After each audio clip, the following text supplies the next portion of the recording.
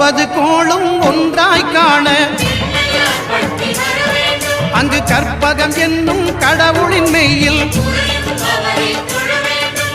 ஒன்பது கோளும் ஒன்றாய் காண அங்கு கற்பகம் என்னும் கடவுளின் மெய்யில்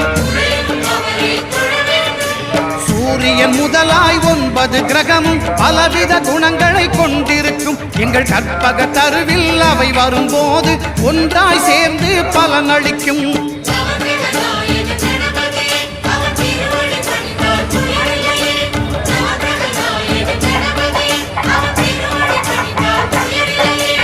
ஒன்பது கோளும் ஒன்றாய் காண